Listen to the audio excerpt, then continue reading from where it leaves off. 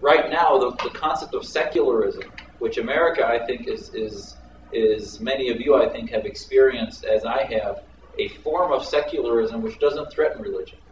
Most secularism, especially in Europe, which really has turned into a bastion of radical Islam, much more than America. Why? Because the secularism of Europe is much more anti-religious than American secularism.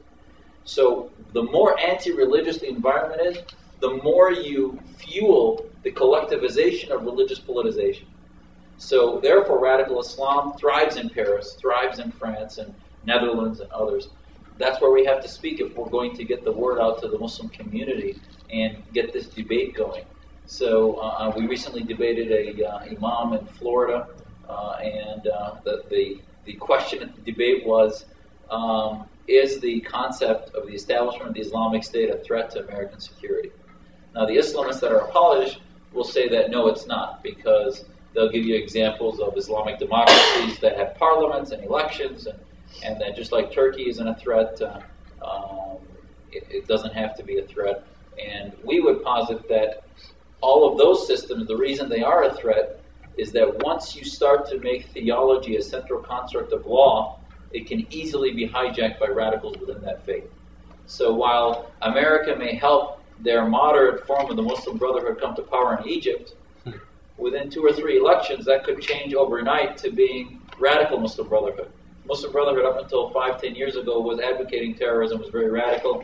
Now, to package themselves better, since they're based out of London, they're saying that they condemn terrorism and they're for democracy and for parliamentary elections.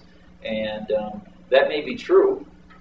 And if you had to pick the devil that you dance with, possibly the moderate Islamists that are anti-violent or non-violent may be better to deal with.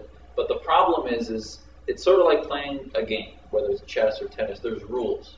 If the rules of that game are such that it can be taken over by a theocrat, Iran is a perfect example. Iran is a democracy. You had an election 4 years ago where Rafsanjani almost won. Rafsanjani was much more moderate than Ahmadinejad. Still a theocrat in some ways, but much more moderate.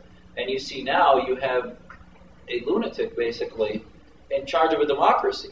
So unless you have a Bill of Rights, unless you have a system that's based in natural law that advocates for the minority, that says that minority rights often will trump majority rights, where the majority cannot take over, where 50% plus one dominate a society, you're going to have problems. And I think our country has learned that over our 300-year history. So, no, 230 years. So that's where we are. Getting the ideas of talking about separation of religion and politics. Our 2 primary principles are believe in the separation of religion and politics. Now, religion, we're talking legal jurisprudence. We're not talking the inspiration of values. We're not against, Muslim or Christian or Jewish lobbies if they want to be politically active. That's not what separation of religion and politics is. It's about separating Sharia from government. It's about separating canon law from government or Talmudic law from government. It's separating the ability of clerics to write law and thus having the final arbitration of law. The second part is the belief in the citizenship pledge. If you look at the words of our citizenship pledge, I think they really do summarize where the conflict is with Islamists, in that we unite as a nation to protect our country against foreign enemies or domestic enemies. And that concept, the Muslim community, the term for Muslim community is ummah. Ummah has 2 definitions. One is community, which I still believe is very important in Islam, but the other is nation. So it is time that Muslims separate the concept of nation from our faith. And I do believe it had its time in history. At the time of the Prophet, I don't think a nation founded on Western, as we understand liberty, Jeffersonian liberty, would have worked in Arabia. It just would not have worked. You needed to create a protected community that understood that it had to bring forth its values. And I think as much as Jesus preached to render under God what is God and under Caesar what is Caesar's, it took the West 1,776 years to get the foundations of that right.